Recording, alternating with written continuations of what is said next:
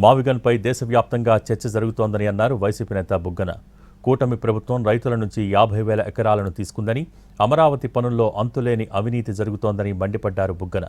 అమరావతి రైతుల్లో తీవ్ర అసంతృప్తి పెరిగిందన్న బుగ్గన దాని నుంచి బయటపడేందుకే డైవర్షన్ పాలిటిక్స్ చేస్తున్నారని ఆరోపించారు.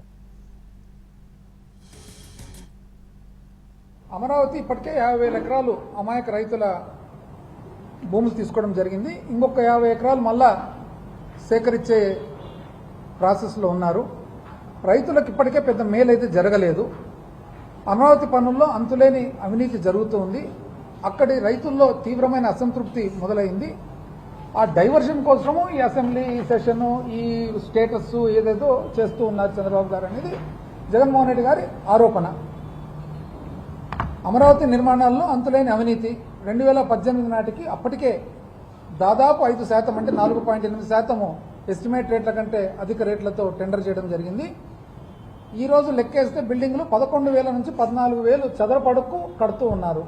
ఇది ఎక్కడైనా జస్టిఫైడా? ఇది కేవలం ప్లాన్లకే 400 కోట్లు ఖర్చు పెట్టడం జరుగుతుంది. ఇది కరెక్టేనా? న్యాయమేనా? భావ్యమేనా? సెల్ఫ్ ఫైనాన్స్ అంటారు. 47,000 కోట్లు ఇప్పటికే అప్పు చేసినారు. చూస్తే ప్రజలకైతే సెల్ఫ్ ఫైనాన్స్ అని చెప్పుకుంటూ పోతారు. మళ్ళీ సెల్ఫ్ ఫైనాన్స్ అని అన్నప్పుడు ఎక్కడే కానీ గ్యారంటీ లేకుండా ఎక్కడైనా కానీ వీళ్ళు అప్పు తెచ్చినారా, లేదా అప్పు చేయకుండా ఏమన్నా కడుతుండారా? అదొక ప్రశ్న.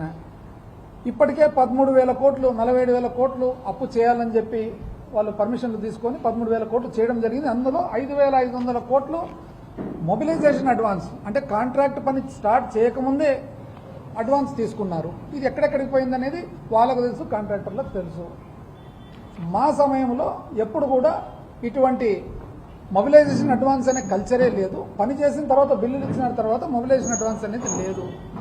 ఆ తర్వాత ఇంచుమించు ఎకరాకు 2 కోట్లు ఖర్చు అవుతుంది. 2018 మీరు చెప్పిన అంచనాల ప్రకారమే.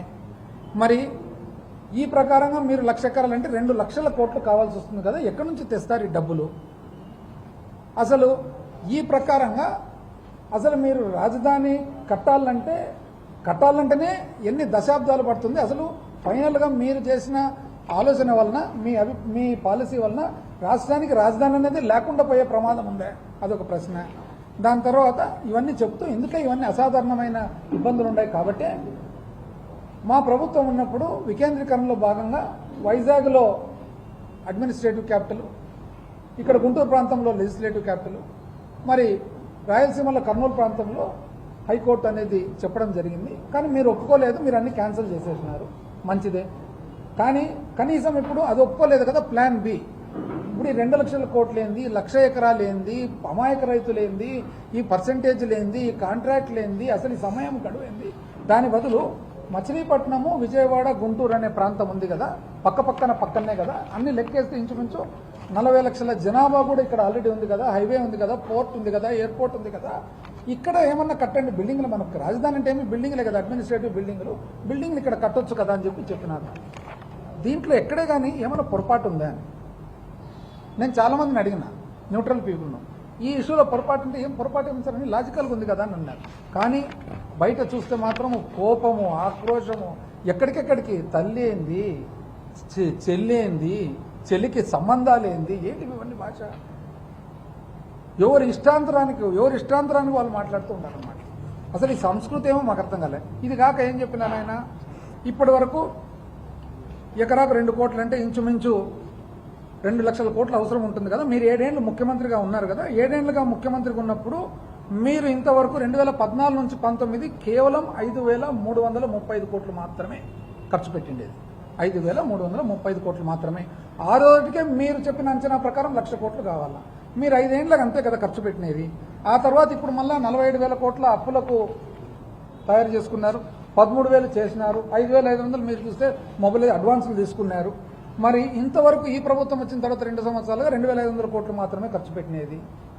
మరి ఒక దాంట్లో 2,500 కూడా 960 కోట్లు వేరే పనులకు మళ్ళీ వాడుకున్నారు. ఈ ప్రకారంగా ఎప్పుడండి మీరు కట్టేది? ఏంది మీరు చేస్తున్న పని అనేది ఆయన ప్రశ్న. నేను చాలామందిని అడిగిన, ఇది ఏమన్నా తప్పు ఉందా అంటే కరెక్టే కదా సార్, దీంట్లో ఇవన్నీ ఫిగర్స్ అని గవర్నమెంట్ ఫిగర్సే కదా, తప్పేముంది?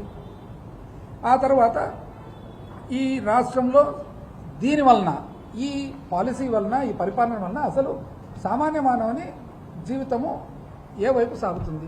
సంక్షేమం ఎక్కడుంది, పరిపాలన ఎక్కడుంది? నాడు నేడు పనులన్నీ నిలిచిపోయినాయి, స్కూళ్ళు ఆసుపత్రుల పనులు నిలిచిపోయినాయి, పట్టించుకునే నాదుడే లేడు, పిల్లలకు ఇవ్వవలసిన విద్య దీవెన లేదు, వసతి దీవెన లేదు. ఇవన్నీ కలిపితే పిల్లలకు సంబంధించిన విద్యా అంటే స్కాలర్షిప్లు మాత్రమే ఇంచుమించు 10,000 కోట్ల బకాయిలు ఉన్నాయి. ఆరోగ్యానికి సంబంధించి ఒక ఆరోగ్యశ్రీ బకాయిలే 2,600 కోట్లు ఉన్నాయి. ఏంది పరిపాలన అని అడిగినాడు.